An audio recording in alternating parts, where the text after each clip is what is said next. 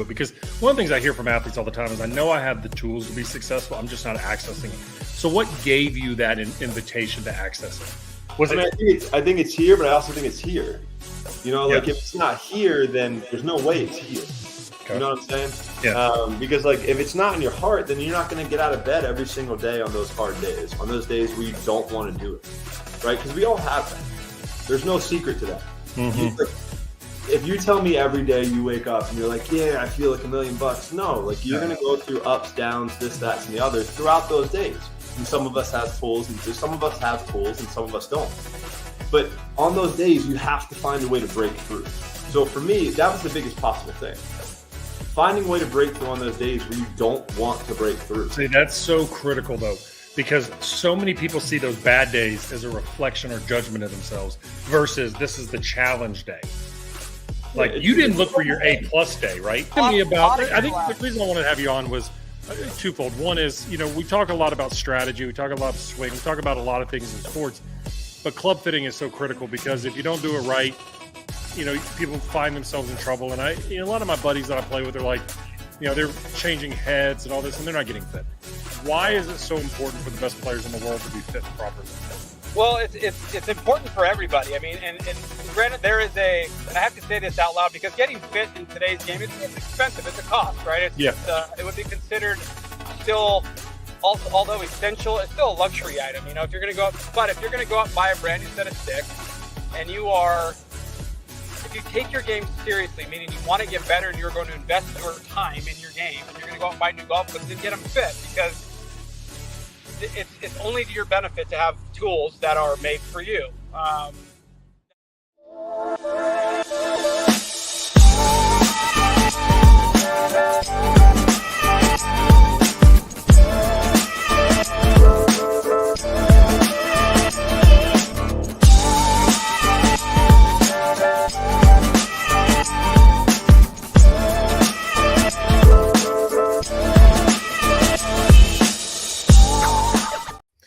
Hey, welcome back to Mental Game Live. I'm pumped tonight about this episode. We got Bash over there in the bullpen ready to go, bringing things in. And tonight we're going to be talking about pressure, dealing with the big moments. I'm 3 days away from heading over to Rome to go watch Team USA. Sorry to our guest. And we're going to be watching a little of the red, white, and blue over in Rome. So I'm excited. So let's bring up our guest right now because he's got work to do tomorrow. Tonight's guest, dear friend of mine. Let me give you a little background. So Graeme McDowell, 16 professional wins, the winner of the 2010 U.S. Open, member of the Cliques on the Live Golf Tour, multiple time member of the Ryder Cup, vice captain as well, future captain. Bash, let's bring up our man G-Mac out of the bullpen. Hold on, Graeme. There we are from Chicago. No, where are we at tonight? Yeah, about 45 minutes west of Chicago. I think it's Naperville. So we're playing Rich Harvest Farms. Yeah, correct. Yeah, thanks for having me on, brother. I'm excited to chat it up a little. The best, man. Hopefully you got yourself a little deep dish pizza tonight. Actually, it might be my first ever sliced deep dish. We had a pro-am party last night. Had a little slice. It was pretty good. It's pretty good stuff. Good. So are you more of a New York pizza guy? I think I am. I like a little bit of substance to my crust, but I think the deep dish might have been a little too much for me. But I do like a little something on my crust. A couple years ago, I went up to work with Northern Illinois, and I get back to my hotel room at night, and they have this massive deep dish pizza, and I was like, I'm here by myself. I mean, is this a challenge? I mean, should I try to eat the whole thing? Dude, I could barely get through a slice and a half. Yeah, I had 2 little slices last night, and I was like, "Yeah, that's probably gonna do it." I gotta be honest, but I mean, they love their pizza up here. It was tasty. I'm not like the biggest pizza fan in the world, but when in Chicago, and hey, I was gonna say when in Rome, that's where you're going this week. I'm jealous. Wish I was going there with you. I think it's gonna be a fun week. Well, let's talk about that a minute because I want to keep you. I don't want to keep you too late tonight because you got to play tomorrow, but you do have a shotgun, right? The benefit of Live, and I want to talk about that in a little bit. Yeah. But how many Ryder Cups? Yeah, I played 4. Vice captain 2. 6. I mean, I thought it was 4. That's why right before I said it, I had a little bit of moment of like, oh, don't say it. What is it? What does it compare to? I think it compares to nothing else in golf. Honestly, I think you know how we're wired. We're individual animals. We kind of everything we do in the game of golf to get better really revolves around work that we put in, work that we do ourselves, and team sports are something completely different from golf. And I think that's why the Ryder Cup is so compelling. I think when you get 24 of the best players in the world together, in their team rooms, you're surrounded by your heroes, you're surrounded by your peers. There's so much sharing of emotion and information and intelligence and practicing together and just learning from the greats. And the matches are just they're just so intense. There's so much. It's like the only way I can compare the pressure is, it's back 9 on Sunday, the major championship. You're on the first tee on Friday morning. You haven't even hit a shot yet. It's like, at least when you're on the back 9 on Sunday of the major, you've played 3.5 rounds of golf and you're obviously playing well because you're there. But you know what you got Cup, at this point. Yeah. At a Ryder Cup, you haven't even hit a shot yet. And the intensity level, someone's just gone, they've just cranked the heat up and, you've got to go. And, if your game's there, great. If your game's not there, it's tough. It's tough sledding, but there's nothing quite like it in the game. People always kind of don't believe me when I tell them that, my Ryder Cup experiences don't really, winning a US Open trophy has nothing on the emotions that I've felt playing Ryder Cups, because, when you win a major, it's you. It's, you don't really share it with anyone apart from your very close family and your very close team.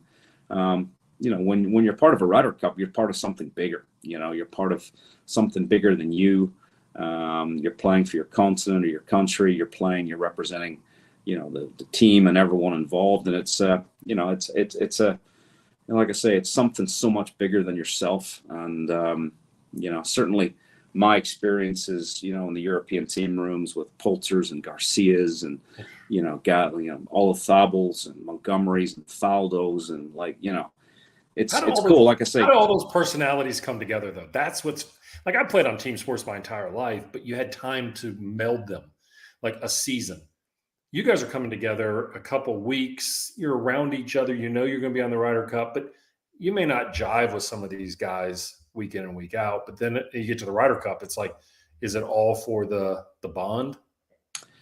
Yeah, it's interesting. I'm thinking of my experiences, the 6 team rooms I've been in, and I'm really, I think Harrington and Garcia are probably the 2 characters that I remember. If you remember back in 08 and 09 when Garcia was trying to win the Open at Carnoustie, and him and Harrington kind of had a little bit of tete-a-tete going on. A little dust up. Yeah. There was a little bit of beef there, and we ended up in the team room together in 08, and guys just kind of leave the egos at the door a little bit, and they're there for, like I said, it's something bigger than them, and like I say, there's probably no one better in a team room than Sergio Garcia.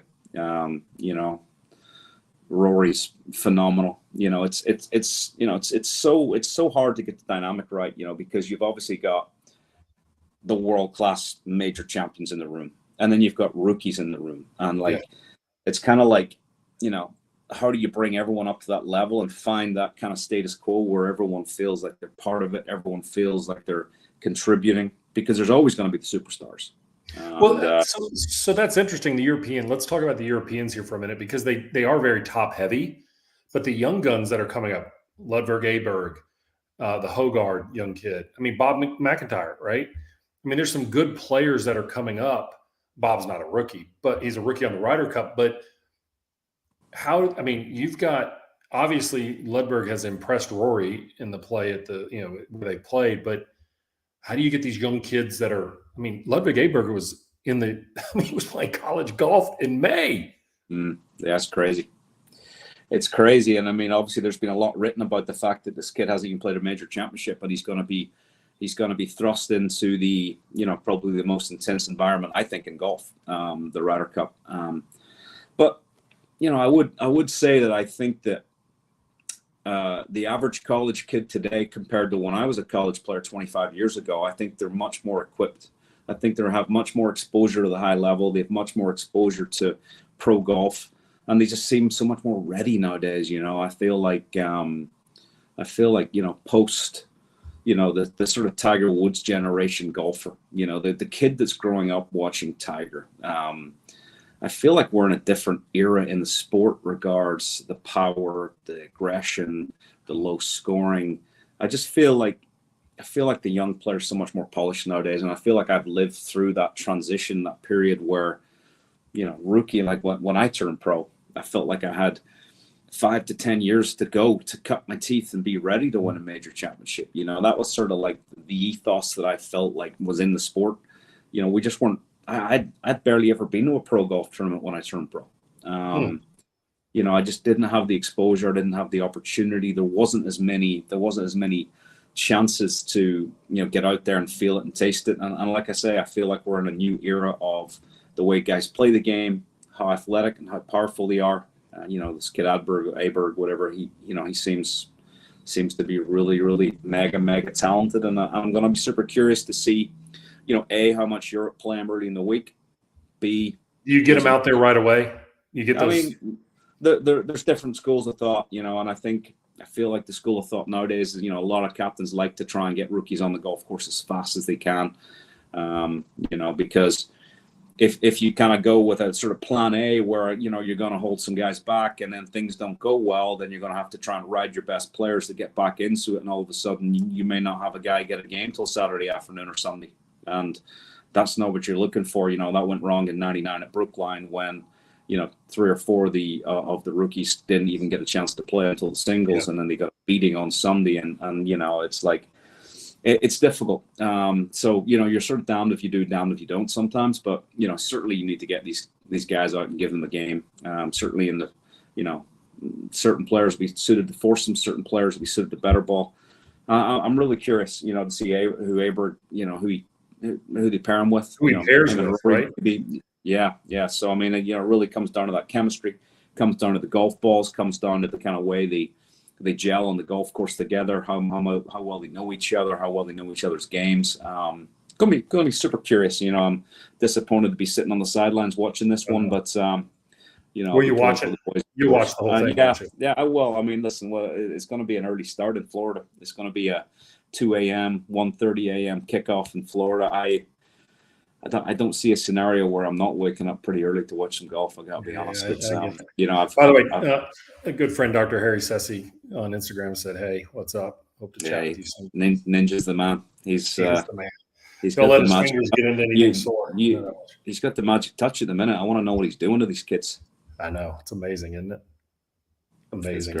What do you when you look at the European team and you look at the matchup, let's get a prediction. What do you think? I mean, I know the blue, yellow, and white is still in you, but what do you think? It's absolutely still in me. What do I think? I thought a few months ago, I thought the European team might have a tough time. But the more I'm kind of watching how in form our players are, there's 5 or 6 of them are really on the top of their game, from Hovland to Rahm to Rory to obviously really Aberg. They're really, really a lot of guys playing great. I mean, to me, if our good players play well, the rookies, of course, are going to pick up some of that slack as well. And I mean, it's going to be a lot to do with how they perform too. But, to me, it's really about your top 6 guys, because you're going to ride them hard, and they're probably going to play 5 games for your, The word there, though, is the walk is really tough. Yeah. Okay. And it's an interesting one. And I talked to somebody, and they said they may not walk all 5. They may not be able to do all 5. Interesting. Yeah. I mean, it's a weird one because I actually don't know the golf course well. I've never played it. So I'm kind of going into this one a little bit blind. I've spoken to a couple of the vice captains, Eduardo Molinari, who, I use for my stats. I've spoken to him a little bit about the golf course and what the setup's going to be like. And, obviously Paris National was a great recipe for the European team. It's a golf course that we knew so well. It was set up so difficult. Obviously, I was on Instagram there earlier. Golf Digest were running a little sort of, Moneyball kind of video where they were talking about, the changes that the European Tour, the European Ryder Cup team have made to the golf courses to try and, take away the weak, the strengths of the American team, from a driving point of view, taking the rope line out like 3 yards to make sure that when the guys missed the fairway, they were in the rough and not on the walkways, pinching the fairways into certain yardages to make sure that, the American team statistically better from 125 and in. So making sure there's as few 125 and in second shots as possible, stuff like that. And, and I guess love that stuff. Yeah. I mean, I love the thing about moving the ropes out a little bit, the anti-Tiger effect, right? Because that was always Tiger's thing. That was cool. And I mean, I feel like the USGA started doing that some years ago. They started grading the rough and they didn't want guys missing fairways and getting on the walkways. And, obviously it reduces the fan experience a little bit, but, from a fairness point of view, making sure that wide tee shots get punished. But, going back to my prediction, I really feel like the Europeans win this in a close one.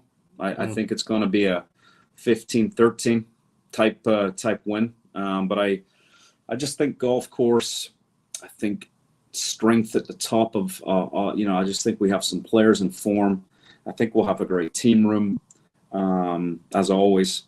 And I just think golf course will just set up so well for the guys. They obviously know it. I don't know. I mean, the American team's awfully good. Yeah, one of the issues has always been the Europeans have always been closer than the Americans. That was always the rhetoric in the journal, the journalism and all the other stuff, is that the Europeans are bonded because you guys played a European tour and traveled together and came over here, and all the Americans had their own individual camps. And now, I mean, the guys are living all over the place and they're doing all that. But how much do you buy that? I mean, you guys are coming from different countries.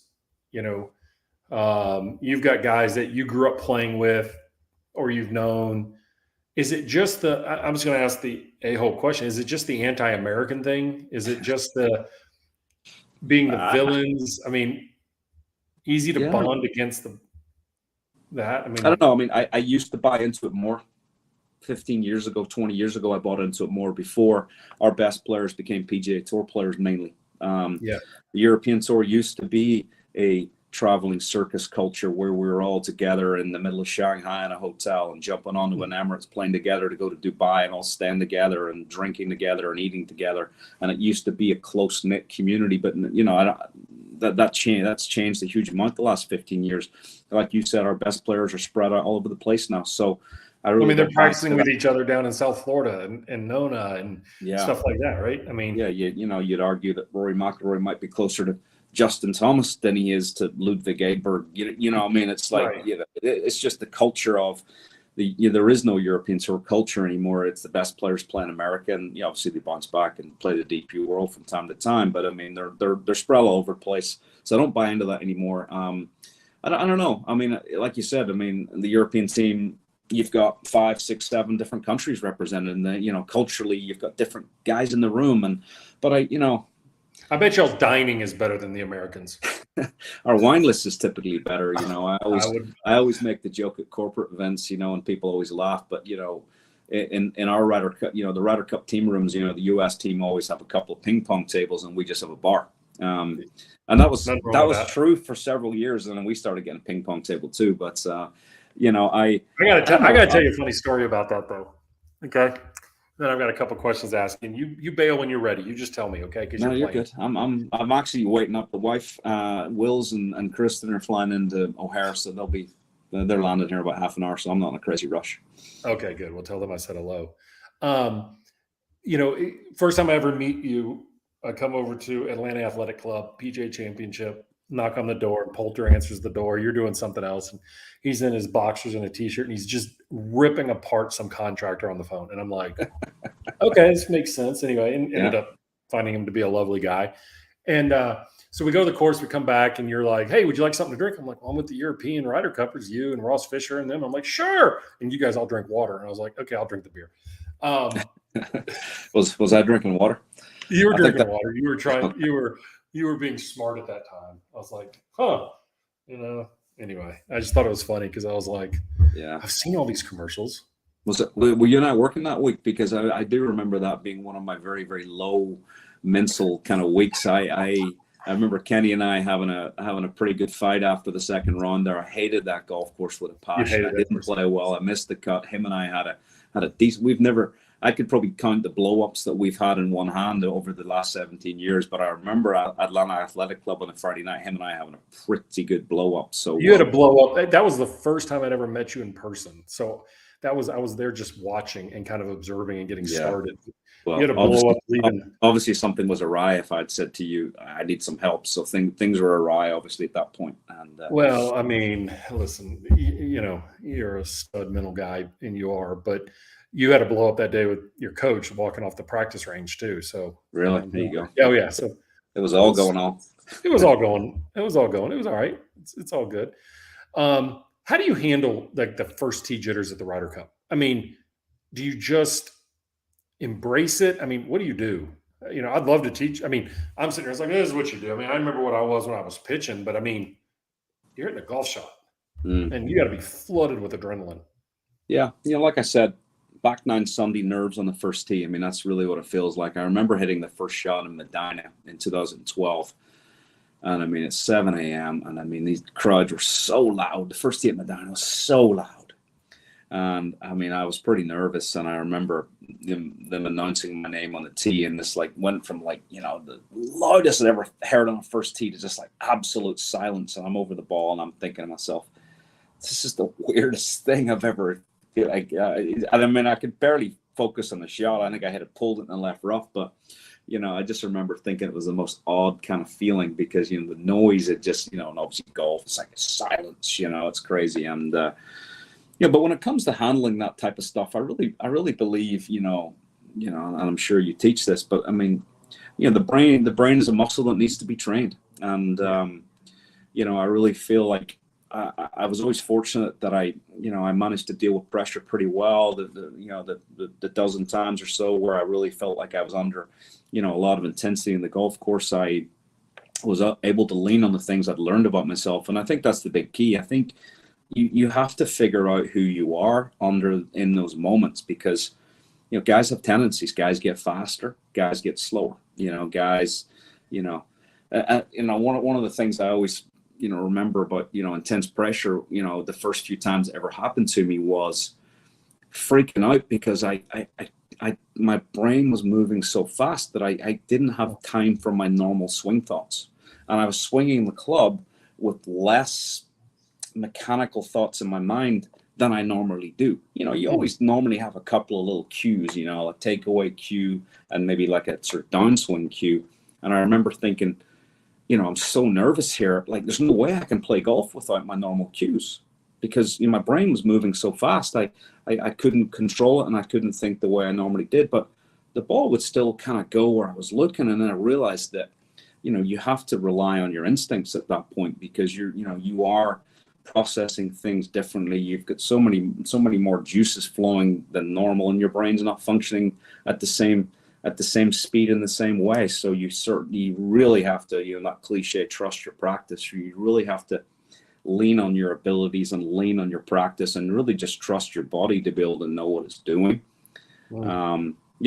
I always got a little slow under pressure. I always got a little bit more over analytical, I felt like. So I would try and speed up a little bit more. I would try and pull the club out of the bag and I'd try to be a little bit more target orientated rather than trying to, like I say, I felt like nearly I freaked out because my brain wasn't working the same way. So I nearly try and take more time to try and get my mental processes going. And I felt like that didn't work for me. So understanding me, like I said, it's so different for everybody else. I felt like I had to be a little quicker, be a little bit more athletic, be a little bit more target orientated and just pull the club and go. And I felt like these were hard lessons that I learned over some years, where I felt like I had to put myself there a few times and maybe mess it up a few times and kind of learn from my mistakes and go, okay, my pre-shot routine got off there, and my pre-shot routine has to get better, right? And more succinct and kind of, things that you and I have talked about, it's like, what are the steps in the pre-shot routine? Why am I standing here behind the ball? What am I trying to do? Okay, I'm trying to create a really great image in my head of what I'm trying to do. I'm trying to tell my body, I'm trying to tell my muscles that that's what I'm trying to do. And then I try to get into the ball and try and really replicate those feels that I've created behind the ball. So having a purpose for everything that you're doing, not just doing it because, you've watched TV and you saw Tiger Woods having 3 waggles. Well, maybe I'll have 3 waggles too. But, you have to figure out kind of what it is that makes you tick, and it makes you be able to replicate those golf shots that you see in your mind and tell your body how to do it. And it's hard, so these are all the little nuances and little things that you have to learn about yourself, that when someone turns the heat up, that you have to rely on those things that you know about yourself. One of the things that, we talk about a lot is having like purpose and intention when you play. And I got to imagine something like the Ryder Cup, that negative can come in there, but having a partner with you on the course, having a vice captain who's out there walking with you, or a captain, or somebody's in there is like, what are we trying to do? What are we working? It probably funnels a lot of that intention, because I'm always struck in watching these things, and you guys make bombs. Like, you hit these unbelievable golf shots at the Ryder Cup. It's like, 280 out and the ball's rolling up to 6 feet. And it's like, is that just the intensity and just like there's no options, backs against the wall, let's go? Or is it laying it on the line and just like it's all or nothing? Is it a little bit of that? It's a little bit of that. It's a little bit of the match play mentality. It's a little bit of, the kind of like you're just single-minded. It's, obviously match play is a much more aggressive format of the game, especially like in better ball in the Ryder Cup, where you've got 2 balls in play all the time. There's some crazy cool things that happen, chip-ins and long putts and really, really high-quality golf, high-level golf. Alternate shots, obviously a little different. It's a little bit more intense, when it comes to the sort of personality and chemistry between 2 guys playing alternate shots. To me, it's one of the purest forms of the sport. It's one of the hardest. And you love it. You love alternate shot. Yeah. Unfortunately, I was always wired that I was a good foursomes player, a good alternate shot player. So, I don't think in my 4 Ryder Cups, I don't think I ever sat out of foursomes. So, I played all of those things and felt them all. In fact, I did. I sat out the Friday morning in Valhalla. I was a rookie. I played better ball in the afternoon. Then I played foursomes the next morning. But, foursomes, we always kind of had a mantra that, there was never apologies in foursomes. You never apologize to your partner, because, if he drills me 6 feet by, he wasn't trying to do that. If I hit him in the woods, I wasn't trying to do that. So we're trying to give 100% focus to every shot. We know that things can go wrong, and there's never any apologies. It's just redeem yourself, hold the putt, and get on with it. And compete, right? Like, get in the mix of it. Like, put yourself in that blender and compete. Yeah, and it's great. And you can really lean on a guy, and you learn a lot about guys when you see them out there. You might play a match with a guy, and the friendship that comes out of like Poulter. I didn't know Poulter very well pre-2008. Him and I played a match together on Saturday afternoon. Better ball. We played Kenny Perry and Jim Furyk, and probably to this day one of the best matches I've ever been involved in. And him and I have been very close friends ever since. And we always share that afternoon that was just so intense and so great. You learn a lot about a guy in those moments. He really wears the heart on the sleeve, and you get to form so many bonds and some great friendships from stuff like that. How do you guys as vice captains know how to put people together? Me as a psychologist, I'm watching. I know it's very stat heavy right now, but how much do your personalities come in there of like, because I remember watching one of the failed American years, I want to say they put Dustin Johnson together with somebody, and I remember them making the comment like, I'm hitting from places that I've never hit from before. And it was really like disconcerting. Like, if you've got somebody who's not a good driver of the ball or kind of sprays it, like, you got to be prepared for that, right? How do you put those together? Yeah, it's hard. I was, my ethos has changed over the years. I used to think like players got on well together. My first foursomes match I played with Miguel Angel Jimenez. Him and I were very similar type players, kind of 280, hit a lot of fairways, great wedge players, aggressive putters. Poulter and I are the same way, we're very aggressive putters. I don't mind if he drills me 4 feet by, because I drill myself 4 or 5 feet by quite often too. Whereas you're used to that. Yeah, I'm used to it. Whereas, I played Zurich Classic with Henrik Stenson some years ago, and he hated when I drilled him 4 feet by. You know, I was trying to make it, bro. Sorry. Right, sorry. You know, but so it's interesting. You know, he's just not a guy. He's not a super aggressive putter. So when he sees that thing slipping 5 feet by, he's going, what the hell is he doing to me? So, you know, that's like just a little sort of minor sort of, game guys like to sort of see certain things and get freaked out when they see certain things. But, I felt like the few Ryder Cups that I've been involved in lately, you know, they've tried to use some personality profiling to try and get guys together, because you have, super organized guys, and you have guys that really don't care who they play with. And you've got guys that need to know exactly what it is that they're needed to do and who they're going to play with. And, you do have guys that don't mind a little bit of chaos, and you kind of have to know who's who a little bit so that you're not changing this guy up and he freaks out. And, you've got a guy over here, he's flexible. So if we need to go to plan B, we've got 3 or 4 different options for this guy. Stuff like that, super interesting. I think, obviously, when it comes to alternate shot, golf ball's huge. You can't. That's a big thing, isn't it? I mean, yeah, certainly nowadays, because I feel like there are a lot of different golf balls out there now. There's a lot of very low spin balls, and there's a lot of higher spin balls. And guys build their games around certain golf balls, and so golf ball's huge. The stats guys like complementing games. They kind of like a long guy with a great wedge player. They kind of like a straight guy with a kind of maybe a slightly less accurate guy, which was always, I always thought the opposite in my head. But at the end of the day, just the chemistry and the friendship and 2 guys that really trust each other. And you really sort of see that in the practice rounds, and you see bonds being formed. And at the end of the day, you need 2 guys in the first tee ready to go to war together. You don't want one guy over at the other one side of the tee box, another guy at the other side of the tee box, and they're both great players, but they just don't have that. They don't jive. Yeah, a little bit of something, So there's so many ways to. How much shit talking goes on out there? Is there any? I mean, as a baseball guy, and Bash was a baseball, I can guarantee you there would be so much shit talking. I mean, I know we all know the Rory Patrick Reed one, and Jordan tends to do it on occasion too, or JT. But there's got to be some shit talking, huh? Yeah. I mean, we're just so proper golfers, I love and hate that about the sport a little bit. I feel like.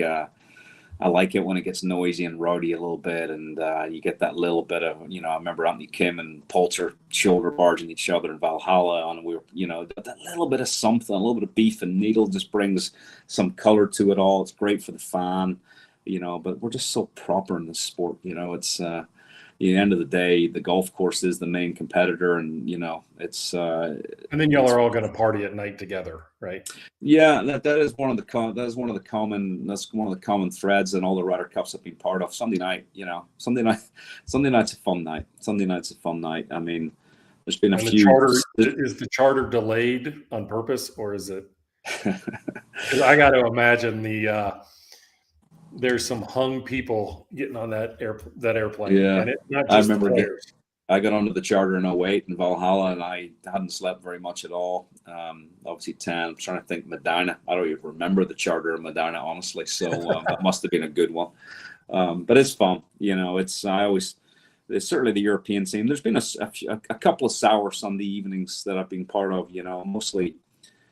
There was obviously a great run of European wins there for a while, and I don't know. What's your favorite? Was Medina your favorite victory? The murder at Medina?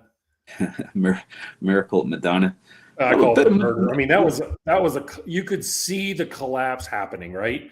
And you guys come storming back, and it was such a cool thing to watch. I mean, yeah, Medina was bittersweet for me, because when you lose your singles, it doesn't feel great. And it was the only singles match I ever lost was Medina. Who'd you lose to? I lost to Zach Johnson. Right. He's a grinder. He's a baller, and he beat me on 17. And Medina was a weird one for me. It was probably the worst I played at a Ryder Cup. I don't know how much golf I played going in there, but I was tired on the weekend, and I just didn't play great. And but you lose your match, you shake his hand. Kristen was there. We went out and we supported the team from the sidelines and got to witness something cool. I'd been the guy in 2 years previous in Celtic Mountain. Yeah, I was going to come to that. Watching my match. So, to kind of have the reverse. It's kind of like I feel like I've seen it all at the Ryder Cup. I've hit the last shot. I've hit the first shot. I've won the last match. I've lost my singles match and watched my guys do it. I've been the rookie. I've been out there and, playing my singles match, and it's all over, and you feel like the life just drains out of you. I was playing Stuart Sink in 2008. We were like match 10 or something. And I heard the roar go up in front, and I knew it was over, and I just felt like it was weird. It was like someone just sucked the life out of my body. It was like really hard. Where was that at? That was in Valhalla. Valhalla, yeah. It was hard. It was hard to finish the match off because at the end of the day, it still goes down in the history books that I beat Stuart Sink 2-1, but it was a hard match to finish, because it was all over. Glen Eagles was one of my favorites because I felt for the first time, I'd been given a job. I was given Victor Dubuisson to kind of like get him through the week. He was going to be my foursomes partner. I was going to play 3 times, 2 foursomes with him and my singles. And I felt like, my focus was so on him that for the first time in a Ryder Cup, I was able to kind of like take a step back and go, this is cool. This is really cool. And I really enjoyed the week. And I had a sense of calmness about myself. I led Europe off on Sunday. I played Spieth. I was 3 down through 8 holes. I came back and I beat Spieth on 17, which was cool. Rory was there, and he just beat Fowler, and we were hugging it out on 17 green, and that was a cool Ryder Cup for me. I went 3-0, but like I said, for the first time I took a step back and looked around and went, "This is cool." And I mean, it would be my last Ryder Cup. I didn't realize that at the time, but that was my last one, and it was a great, great memory for me. It really was. It was pretty special. Are we gonna? I mean, I saw I'll turn it a little bit. I saw Billy. Was it Billy Spencer said today from the Billy Spencer, Fitzpatrick's caddy, right? But Billy Foster, yes, sir. Billy Foster. I don't know why I said Spencer. Foster saying it's a shame. I mean, not getting into the politics of the LIV and PGA Tour, but is that a mistake not having the LIV guys involved? I think it's very raw right now. I think we all knew what we were getting ourselves into. There's certainly no sour grapes from my side when I say I wish I was going there. No, I know that. I totally understood what I was getting myself into. I'm disappointed.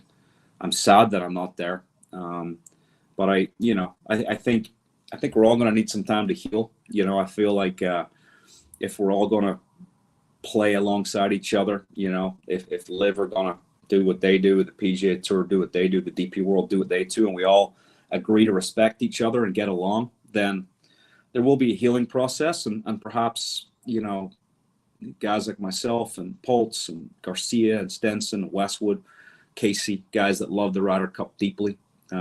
Hopefully there's a way that we can be reintegrated into that ecosystem and process because we love it and we'd love to be part of Europe winning the Ryder Cup. But, it's going to take some time to heal, and I completely get where we are in the game right now. Like I say, I'm sad about it. Like I said, I knew, obviously we knew what we were getting ourselves into. LIV's been an incredibly controversial tour the last 18 months. I hate what it's done to the sport. I really feel like it didn't need to be this way either, but, obviously people have to defend their turf the way they feel necessary. And, I was only doing what I felt was right for me and my family, financially the right business decision to make. And, like I say, I hope we can figure this all out, because I really, you said at the start of this, Ryder Cup captain in the future. I would love to do that. It's obviously less likely. It's a hell of a lot less likely than it was 18 months ago, but, not impossible. And I certainly would dearly love that opportunity one day. Well, it's kind of like seeing that there's an old picture that goes around the internet about Howard Cosell interviewing Bruce Jenner and O.J. Simpson. He said, let's fast forward 40 years and you'd be shocked at what you're about to see. So maybe there's a chance. That was pretty prophetic stuff there. Yeah, it was, isn't it? So let's maybe hope that for the good of the game, let's get that back. I mean, one of the things I love about you is that you've always been a man of the people. Americans, overseas, everybody loves you. You're always cordial to the fans. Had you back in town last week for a UAB golf thing at the Legacy. I heard you shot a smooth little 64, like it was no big deal. Yeah, that was fun to be back in Birmingham. I came up there last week, and it's nice to re-plug back in with the team. Great bunch of kids up there at UAB, and really want to help them with some fundraising stuff. And it was great to be back out at Greystone. I want to get back up and play shoal next time I'm there. And my experiences there in Birmingham at UAB were, they were pivotal moments in my life. I didn't realize it at the time when it was happening, but I look back and it was a massive turning point for me in my career.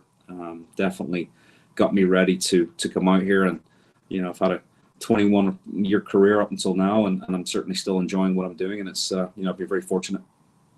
What we got to do to hoist the trophy at Rich Harvest Farms? Yeah, I mean, I kind of like the golf course. It's softer this year. When a golf course is on the longer side, I always think softness sounds like it would kind of be opposite, but it sounds a bit counterintuitive. But when a golf course is soft and long, a guy like me, I can stop a 4-iron on the green. When it's long and firm, you can't stop medium and long irons. So greens are super pure. I feel like I can make some putts. So it's really just going to be about, drive it good and give myself some looks for birdie. And I feel it's a golf course that I can get it around. It's, like I say, it's set up. It's a bit soft. We've had a bunch of rain up here the last few days, but it's a course I feel like I can compete on, So I'm going to go out there and, like we talked about, just work on my processes and try and execute good processes over every shot. Check marks on those boxes, right? We'll see where it goes. Like we'll see where we're going to go. You're going to go out there and put some check marks in there. Next thing you know, you're in great position all the time. I mean, I think that's the stuff that we all struggle with as players and anything we do is that we have to, you start trying to keep everything together. And sometimes it's like, let's go get in the mix and go compete. Yeah. I called you a couple of months ago and we had the conversation. I said, I felt like I was playing well, but I just wasn't putting numbers up, and you said, well, stop focusing on the outcome and let's just really get in depth with the processes and try and enjoy that a little bit more. So, that's helped a lot because, when you do start playing better and you haven't, maybe coming off a run where you haven't played great, you nearly want it too bad. You need to see 65 in the box at the end of the day to make you happy, but it's not quite that easy. You have to really try and break it down and simplify it a little bit and try and just do better over every shot and worry less about where the golf ball's going. You're still an NFL over college guy, right? When it comes to football, I am. Who are you liking right now? Who are you? Who do I like? I like. I know what you like. I know what you like. You like the good plays on the weekend. I do. I like it. Yeah, I like it all. I'm a neutral. I'm a neutral when it comes to NFL. I love watching great games. I mean, I'm going to flip this Niners game on here in a little minute when we get off the phone and see what's going on. But it's funny. I watched the replay of the Chiefs-Bills 21 divisional playoff game there because I was watching that quarterback show on Netflix, which is a cool show, and they were talking about that game, and I was like, man, I got to go watch that game again. I just love good football. I love watching the best. Listen, college is intriguing to me at the minute as well. I mean, the Colorado storyline is kind of cool. So good, isn't it? Just watching that whole show. I mean, it's a show, and it's fun to kind of see storylines like that. I mean, you got the Auburn Tiger behind you there. I mean, they look pretty. Oh, that's LSU. That's LSU. That's purple and gold. That's no blue and orange. No. I completely messed up there. I'm showing my lack of knowledge there. I watched LSU FSU first game of the season in Orlando. I went to that game. Oh, you did go. It was a beatdown for the Tigers. You have been to a game in Tiger Stadium, if I'm not mistaken, though, right? It was my first ever football game. Was LSU Mississippi State Death Valley. I didn't know anything about college sports. I walked into the stadium. I was like, what the hell is this? I mean, amazing. I always look back to my college days and wish that I was a football fan because I didn't know, I was just a dumb Irish kid that had no idea what a first down was. And, now I love the sport. Now it's, I can't get enough of it. I love watching it. Well, I want to let you go, but I've just got to tell you, thank you. You've made an indelible impression on me as a professional.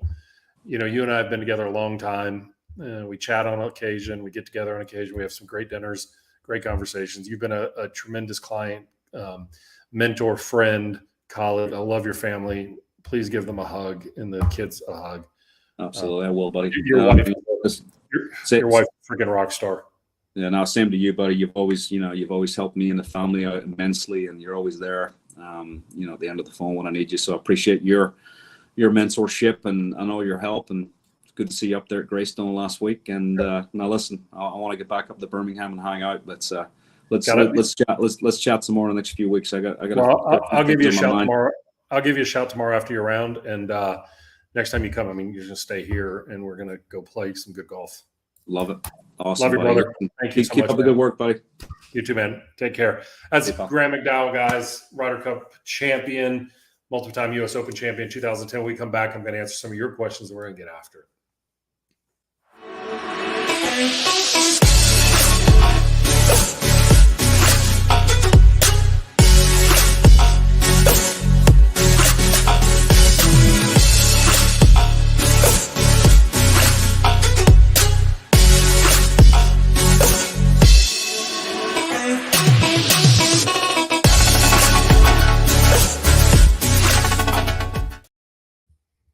All right, Bash, what you think, brother? Oh, I think you're on mute. You're on mute. Our producer's on mute. He's speechless. Sorry, I'm speechless. I can listen to Graeme talk all day. Awesome. Dude, the accent is just – there's something about that Irish accent, dude. It's just, it's Irish it's Alabama. It's Irish Alabama. Irish. It's the southeastern Irish. I will tell you, having been around Graeme for a long time, and when he gets together with his dad – he gets together with Rory, Shane, Lowry. I can't freaking understand them. That's like a different language. Oh, dude, it's like you guys are mumbling, and they're like, huh?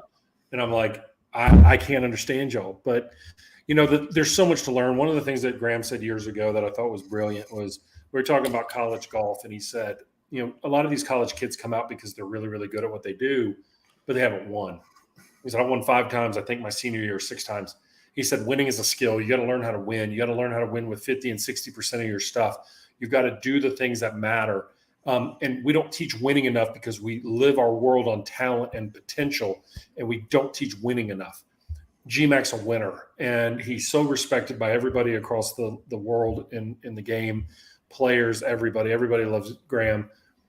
He's also a winner off the course. His family's just freaking incredible. And Kristen, his wife, Vale, Valen, and Wills, his kids, are just awesome. So that was special for me to do that. That was special to have him on. And so down to earth, man. Oh, he's awesome. He was like, I remember when we went down there for the PGA show. Yeah. We ate dinner at his restaurant, Nona Blue, there in Lake Nona. Oh my gosh, so good. But just sitting there, he just came over. Obviously he owns the place, so yeah. He can just do that. But just coming over and just sat down, and it was like just shooting the shit like we've known each other forever. I just met the guy. So funny. So a couple of years ago, right after COVID, I took a crew of my 3 buddies that I travel with and our wives, and we go down to Jacksonville and we go play some great golf. And I called them because we had reservations. I'm like, man, Saturday night's reservation's not as good as Nona Blue over there in Ponte Vedra Beach. And we were staying near Ponte Vedra, and I called Graeme and I said, hey, you know any place I can go eat? And he goes, I think I know a place. And they have a chef's table in the back. It's like a big old dining room table. Yeah. And, we walk in, and the maitre d', the hostess, goes, I don't know who y'all are. I don't know who you are. But we have tried to rent this table and sell this table out like 5 times. And it says, under no circumstances, GMAC. And it was awesome. It's just who he is. Outstanding. Yeah, and my buddies were like, "This is great," and the food is incredible. Just like, we know the owner. Yeah, I know the owner. I'll call Graeme, and so it's great. What I love about him is that, he came in and played last week at the Legacy. They were having a function. He's just walking around. We didn't get him much into the cliques and his team on the Live Tour and stuff like that, but he's just walking around. He's like everybody else, and people come up and talk to him, and he's so genuine and so gracious, and he's always that way.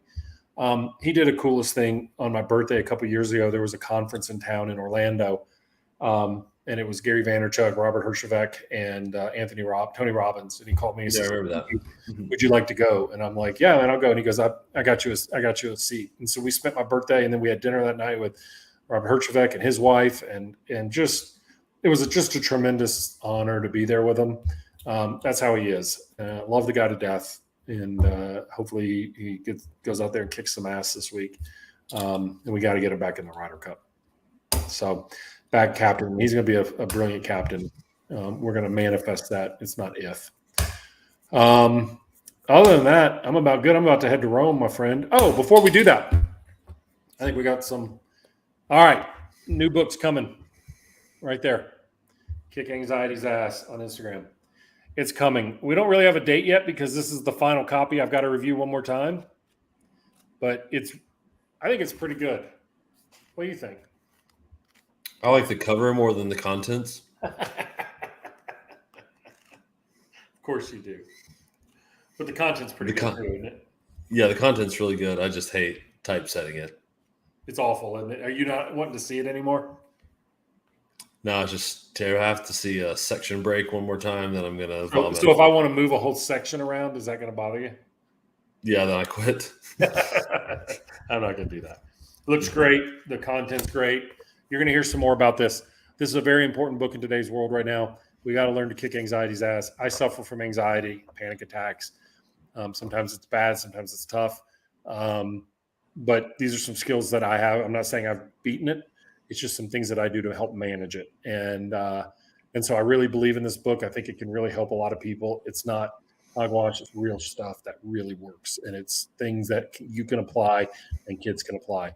There may be a one curse word or two in there, but anyway, Teresa asked, when is the book on competitiveness coming?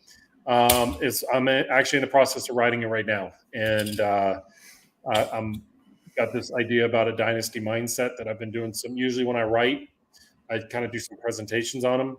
These are some presentations I've been working on. It's flowing beautifully. I'm building it out. So hopefully that'll be a late 2024 book. Right now it's Kick Anxiety's Ass. Need you guys to support it. I would be gracious as all get out.